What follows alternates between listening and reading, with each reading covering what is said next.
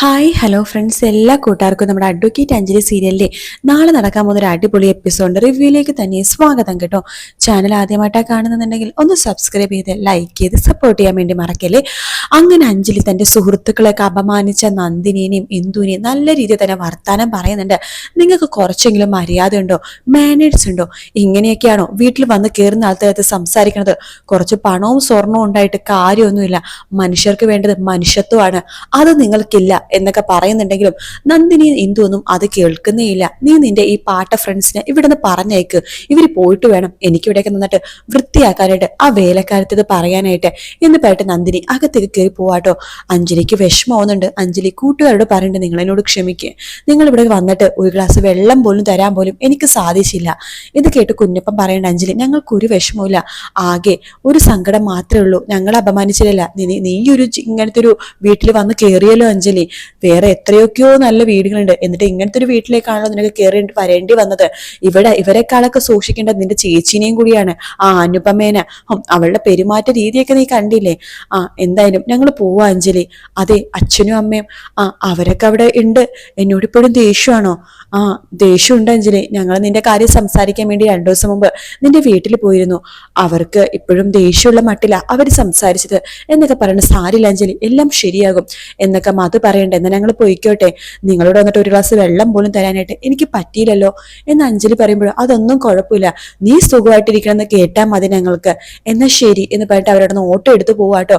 അഞ്ജലിക്ക് വല്ലാത്ത വിഷമം തോന്നുന്നുണ്ട്. അഞ്ജലിക്ക് പ്രാന്ത് പിടിക്കുകയാണ്. അഞ്ജലി വീടിനുള്ളിലേക്ക് കയറിയിട്ട് നന്ദിനിയെടുത്തും ഇന്ദുവിനോടൊക്കെ പറയണ്ട്, നിങ്ങൾക്ക് കുറച്ചെങ്കിലും മര്യാദക്ക് അവരോട് പെരുമാറായിരുന്നു. അവരൊക്കെ സാധാരണ മനുഷ്യരാണ്, പണമില്ലാത്തത് അവരുടെ തെറ്റൊന്നുമല്ലല്ലോ.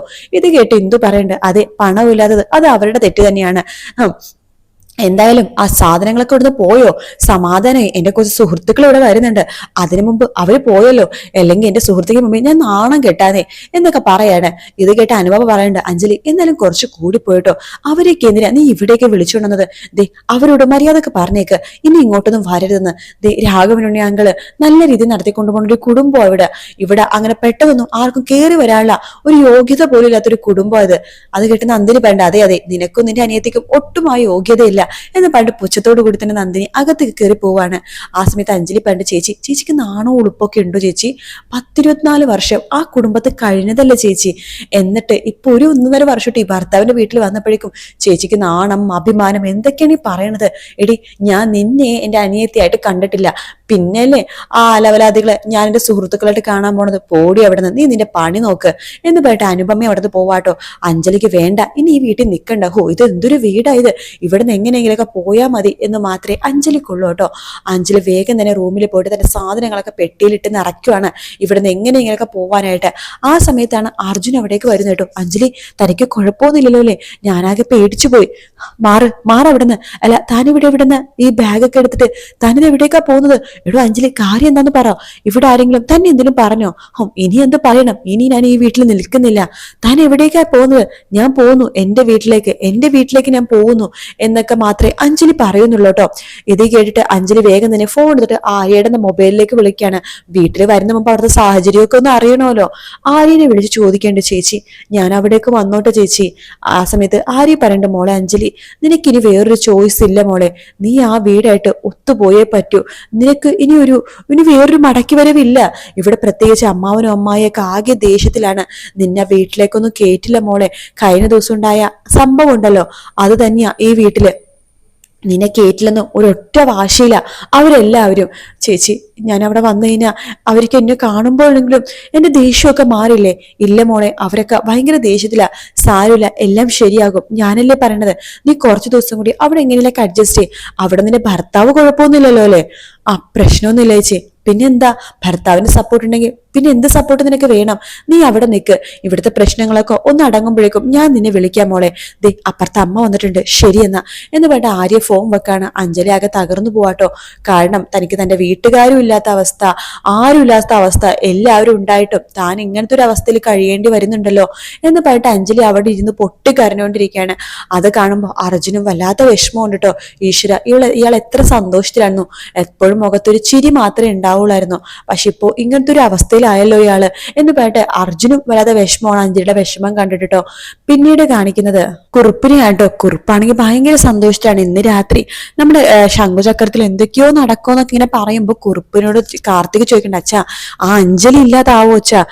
ഇല്ലാതാവോടെ മോനെ, അഞ്ജലി മാത്രമല്ല ആ വീട്ടിൽ ആരൊക്കെ ഇല്ലാതാവോന്ന് ഒന്നും പറയാൻ പറ്റില്ല, എന്തായാലും ഇന്ന് എന്തെങ്കിലുമൊക്കെ അവിടെ നടക്കും എന്ന് പറഞ്ഞിട്ട് കുറുപ്പിങ്ങനെ പറയുമ്പോ സേതു പറയണ്ടേ, മനുഷ്യ വേണ്ട മനുഷ്യ, ഈ കൊലവിളിക്കലും കൊലയൊന്നും നമുക്ക് വേണ്ട. നമുക്ക് മര്യാദക്ക് നമ്മുടെ മോൾക്ക് നല്ലൊരു ജീവിതം നോക്കി സുഖമായിട്ട് ജീവിക്കാം. എന്തിനാ നിങ്ങള് അഞ്ജലിയുടെ വിവാഹം കഴിഞ്ഞു അർജുന്റെ, അതങ്ങോട്ട് വിട്ടേക്ക്. ഇനി അവരായിട്ട് നമുക്ക് ഒരു ബന്ധവും വേണ്ട. എടി നിർത്തടി ചെയ്തു, അങ്ങനെ വെറുതെ വിടാൻ പറ്റത്തൊന്നുമില്ല. എന്റെ മോളുടെ ജീവിതം കൊളം തോന്നിട്ട് എന്റെ മോൾക്ക് ആഗ്രഹവും പ്രതീക്ഷയും കൊടുത്തിട്ട് അവൻ അങ്ങനെ അവളുടെ കൂടെ സുഖമായിട്ട് ജീവിക്കേണ്ട, അതിന് ഞാൻ സമ്മതിക്കില്ലടി സേതു എന്നൊക്കെ പറഞ്ഞിട്ട് കുറുപ്പ് അകത്തേക്ക് പോകണം. സേതുക്ക് വല്ലാത്ത ബുദ്ധിമുട്ട് തോന്നുന്നുണ്ടോ, ഈശ്വര ഈ മനുഷ്യനെ എന്ത് പറഞ്ഞിട്ട് എന്നെ സമാധാനിപ്പിക്കുക, ഈ മനുഷ്യൻ എന്താ ഇങ്ങനെയൊക്കെ ചിന്തിക്കണത്? എന്തൊക്കെ പറഞ്ഞാലും ആ അനുപമ അവളുടെ കാര്യം കാണാൻ വേണ്ടിയിട്ടാണ് വീട്ടിൽ കയറി വന്ന് ഇവർക്കൊക്കെ പിരി കൊടുത്തത്. അത് സമ്മതിക്കാൻ പറ്റില്ല, തനിക്ക് തന്റെ കുടുംബമാണ് വലുത് എന്ന് സേതു മനസ്സിലാക്കാണ്. ഇത് മനസ്സിലാക്കിയ സേതു ഈ കാര്യം, അതായത് അഞ്ജലിനെ കൊല്ലാൻ വേണ്ടി ഇന്ന് അഞ്ജലിനെ അല്ല ആ വീട്ടിൽ ആരെ വേണമെങ്കിലും കൊല്ലാൻ വേണ്ടി ഇന്ന് കുറച്ച് ഗുണ്ടകള് ആ വീട്ടിലേക്ക് വരും, അനുപമയാണ് ഇതിന് പുറകിലെന്ന് എങ്ങനെയെങ്കിലൊക്കെ അഞ്ജലിനെ അറിയിച്ചേ പറ്റൂ എന്ന് സേതു വിചാരിക്കുകയാണ്. അങ്ങനെ സേതു കഷ്ടപ്പെട്ട് അഞ്ജലിയുടെ മൊബൈൽ നമ്പർ കണ്ടുപിടിച്ച് അഞ്ജലിന്റെ മൊബൈലിൽ ഫോൺ വിളിക്കാട്ടോ. എന്നിട്ട് പറയുന്നുണ്ട്, അതെ സൂക്ഷിക്കണം, അവിടെ ഇന്ന് രാത്രി എന്തെങ്കിലുമൊക്കെ സംഭവിക്കും, അതുകൊണ്ട് ഇന്ന് രാത്രി ഉറങ്ങാനേ പാടില്ല. അഞ്ജലിനെയും അർജുനെ മാത്രമല്ല ആ വീട്ടിൽ ആരെ വേണമെങ്കിലും ഇല്ലാതാക്കാൻ വേണ്ടി ഒരു ഗുണ്ട അവിടെ വരുന്നുണ്ടെന്ന് സേതു വിളിച്ചു പറയുന്നുണ്ട്. ഇത് മനസ്സിലാക്കുന്ന അഞ്ജലി വെറുതെ ആരെങ്കിലൊക്കെ വിളിച്ചു പറഞ്ഞതായിരിക്കും എന്ന് വിചാരിക്കുകയാണ്. കിടന്നുറങ്ങുന്ന സമയത്താണ് ആ ഗുണ്ട വരികയും അഞ്ജലിനെ കൊല്ലാൻ വേണ്ടി നോക്കുമ്പോഴേക്കും അർജുൻ അയാളുടെ കയ്യിൽ നിന്ന് കത്തി മേടിക്കുകയും ചെയ്യണത് കാണുന്ന അഞ്ജലി വേഗം തന്നെ എഴുന്നേറ്റിട്ട് ആ ഗുണ്ടനെ ഇഞ്ച പരുവാക്കാട്ടോ. അതിനുശേഷം നമ്മുടെ അഞ്ജലി എന്താ ചെയ്യുന്ന വെച്ചാൽ ഇതിനെല്ലാത്തിനും പിന്നിൽ അനുപമയാണെന്ന് മനസ്സിലാക്കിയല്ലോ. എന്തൊക്കെ പറഞ്ഞാലും അർജുൻ ചെയ്യാൻ ശ്രമിച്ചു തന്നെ കൊല്ലാൻ വന്ന ആളെ നിന്നിട്ട് അർജുൻ തന്നെ രക്ഷിക്കുകയാണ് ചെയ്തത്. അപ്പൊ അതുകൊണ്ട് അർജുന് എത്രമാത്രം പ്രണയം ഉണ്ടെന്ന് അഞ്ജലി മനസ്സിലാക്കിക്കൊണ്ട് ചെയ്യുകയാണ്. അത് മാത്രല്ല ഇതിനെല്ലാത്തിനും കാരണക്കാരി അനുപമയാണ്.